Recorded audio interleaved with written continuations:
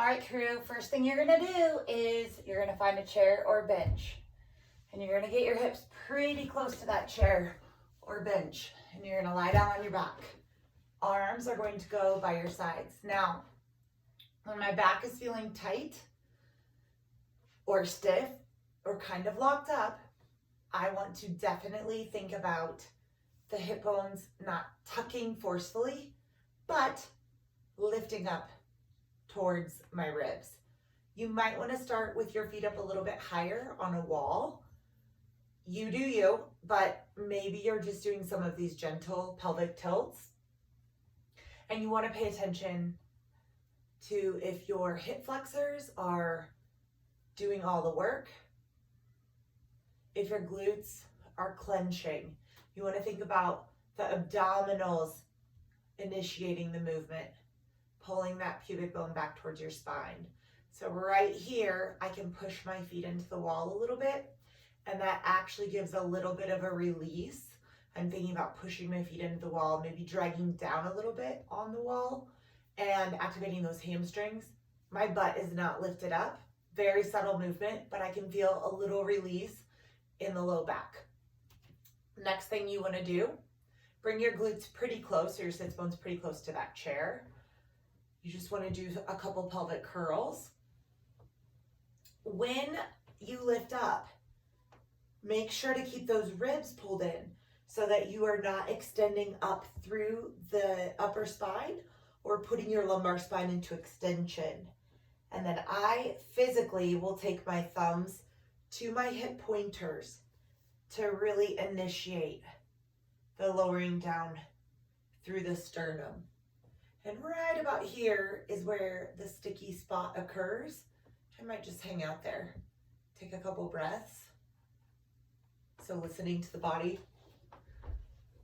And then you're gonna roll up again.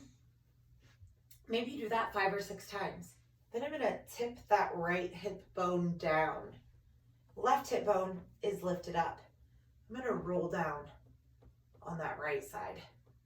And just pay attention to how that feels. I'm gonna pivot my hips back to square, lift up, and then I'm gonna do the opposite. Opposite hip bone's gonna tip. I'm gonna roll down through that opposite side. And just pay attention to how that feels. Again, maybe I take my feet back up onto that higher surface, push those feet away to initiate that tuck and roll back. That feels a little bit better. If you've got a foam roller, next option here would be pop that foam roller underneath the shoulder blades. You could also use a ball or a yoga bolster. It feels nice to roll out the T-spine, your thoracic spine, just on the rib cage.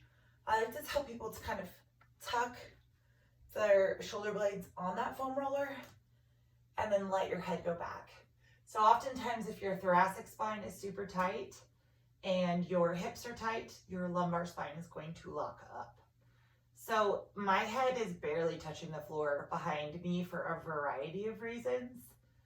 If that's uncomfortable, you would want to put your head back like an imaginary floor extends from your shoulders behind you. I like to think about the ribs being really open here, and that's okay. Your thoracic spine can extend. It's your lumbar spine that you want to keep neutral. And then when you roll forward, you want to think about pushing those ribs back into the foam roller or the ball, and maybe even lifting up off that foam roller a little bit more. You want to watch the belly to make sure that nothing rises up. And then inhaling, taking it back, letting all of the front of the body open up. And then exhale, lift. And again, I'm thinking about the ribs coming in. I like to add rotation on this. Rotation helps to loosen up a tight back. I have found that if I inhale as I rotate and I think about breathing into the rib that is lifting up and over, I get a better range of motion. That's me. You can try, again, both ways. Inhaling in and exhaling, taking it back. curling and lifting. This is starting to feel a little easier, and you would want to do about 8 to 10 of these. Sometimes I like to add that rotation and then one through the center. So just pick what works for you. Another great thoracic spine stretch would be to come kneeling either on a chair or a bench, forearms down. One hand would come behind your head. You're gonna inhale, rotate. Now, if you're really tight, you could extend that leg out, but you wanna think about that rotation coming from the rib cage through the crown of the head and tapping down. You'd want to do about 8 to 10 of these on both sides. I'm in a tiny space today, so you're not gonna see my face for this whole thing. Rotating. Another thing that feels really nice is to just extend those arms out. Let the head hang down heavy in between those armpits. Go back to that thoracic rotation and thread the needle through. Maybe your head comes all the way down. Maybe it doesn't. You're gonna wanna hold that for 3 to 5 breaths. Good, reaching through. Letting that back relax. Coming up, okay. Hips. Hips get super duper duper tight. Reformer straps, reformer circles help to loosen those up. You don't have it at home. So what are you gonna do? Nothing fancy. Squat. Squat it out. Get low. Do a variety of squats.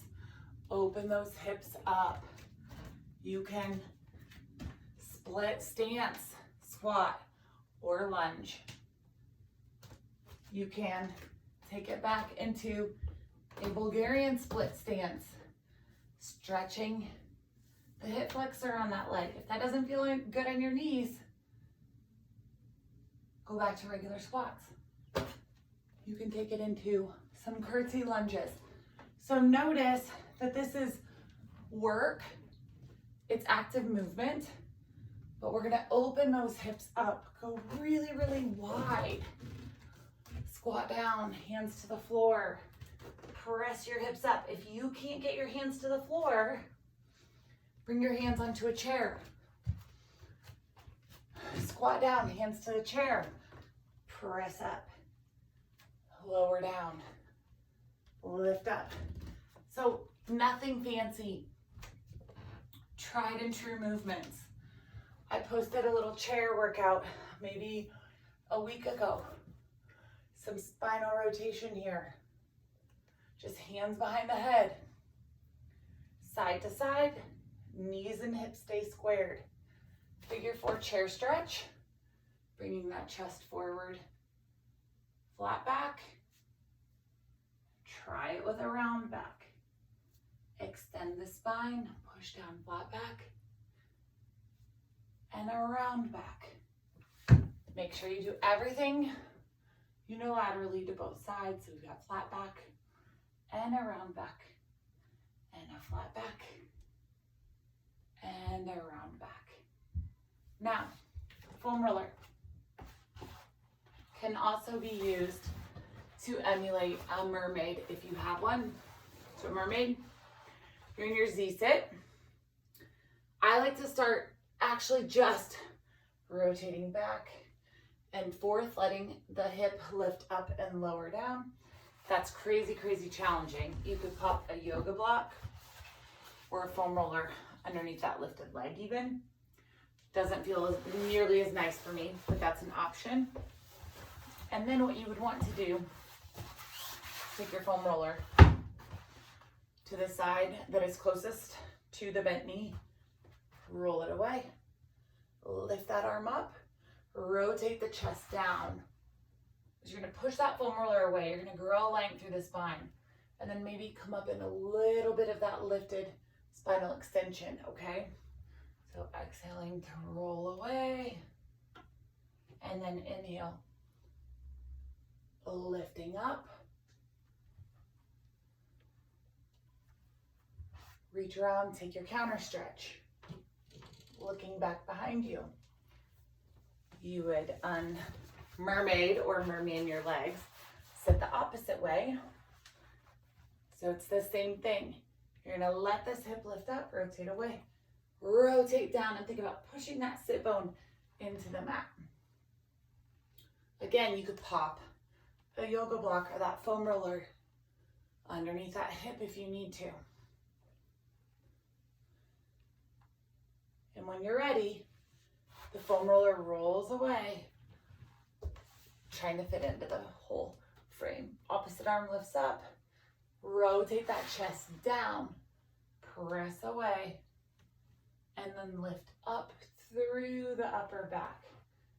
You want to create space through that QL, quadratus lumboreum, which is one of your big spinal extensors.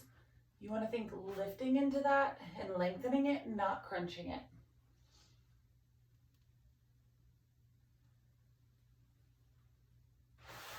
Lastly, I would say that if you have any scoliosis or curvature of your spine that you're aware of, you want to be careful with your twisting.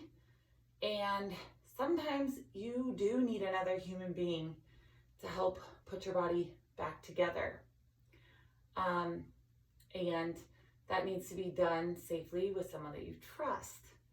And if you don't know any of those human beings, DM me, because I've got really great ones that I happen to work with. Stay safe, take care, and don't be afraid or scared to try a Zoom class with someone that you trust and you know won't injure you. Take care.